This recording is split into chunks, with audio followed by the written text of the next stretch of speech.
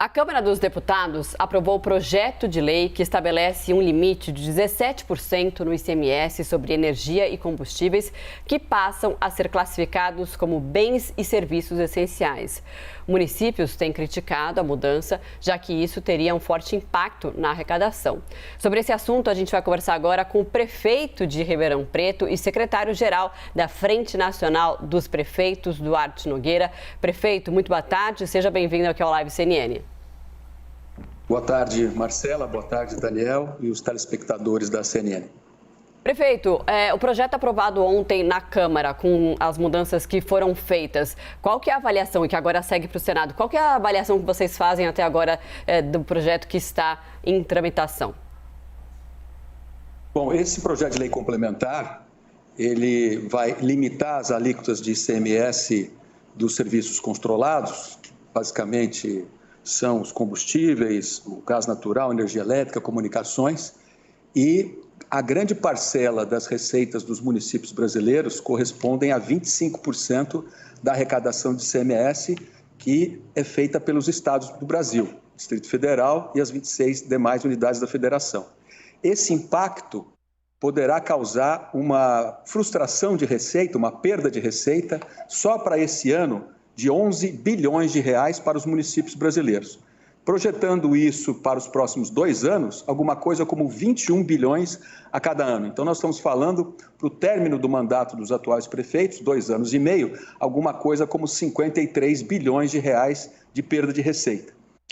Para você ter uma ideia, todo o investimento que os municípios brasileiros fazem em assistência social equivale a essa perda anual projetada por esse projeto. Foi feito um ajuste no relatório aprovado ontem pelo relator, deputado Elmar Nascimento, que agora segue para o Senado, mas a forma como ele foi construída é meio temerário, porque ele estabelece que haverá uma compensação se houver uma perda de receita por parte dos estados e, consequentemente, também para os municípios, até 5%. Como nós estamos com a inflação muito alta, é muito provável que isso não venha a ocorrer por força desse percentual de 5%.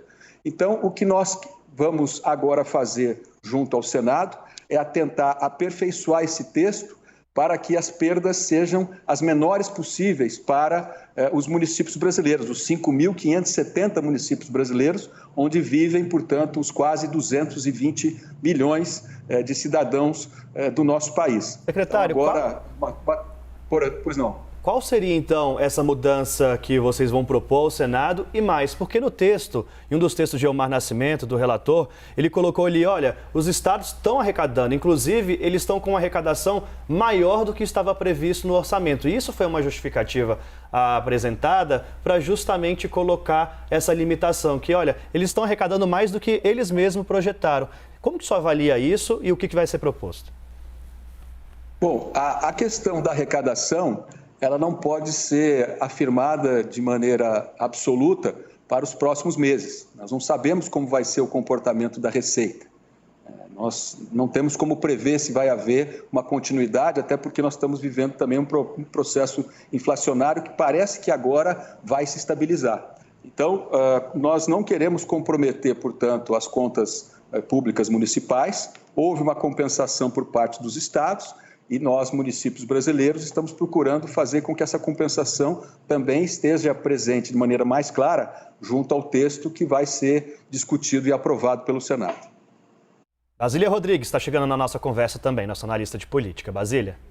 Oi, tudo bem? Prefeito, obrigada aí pela sua atenção. Se o texto for aprovado, assim, sendo bem diretamente, o senhor acha que isso vai reduzir atendimentos médicos nas cidades, reduzir repasses para a educação? O efeito é tão imediato assim? Se o texto for aprovado com esse teto de 17% de ICMS, os governos locais vão tomar esta medida que vai trazer só mais prejuízo para a população? Bom, Basília, boa tarde. O impacto vai ser sentido nos próximos 30 a 60 dias, à medida com que essas receitas forem compensadas dentro do bolo fiscal que vai ser arrecadado nos próximos meses a partir da vigência desse projeto, se ele for aprovado no Senado e se for a sanção presidencial a partir da data da sua sanção, aí tem os reflexos na própria arrecadação do ICMS de estados e de municípios. E repito, o ICMS é a principal fonte de receita dos municípios brasileiros, regra geral. Então, nós entendemos que isso irá ocorrer. Se houver perda de receita, é claro que vai haver impacto nas políticas públicas, vai haver redução nas transferências para a questão de educação, de saúde, assistência social e outros serviços. Não dá para prever como será o comportamento, mas, sem dúvida alguma, haverá um impacto para menor nas receitas dos municípios do Brasil. Mas, prefeito, os prefeitos que fazem parte, que estão conversando com vocês, eles falam que pode diretamente impactar quais áreas? O que, de fato, na prática? É isso que a Basília perguntou, eu também queria entender. Muito bem. Você tem o orçamento do município. O orçamento de uma cidade tem várias fontes de receitas. Por parte das receitas do município, você tem o Imposto sobre Serviços, você tem o IPTU, você tem o ITBI.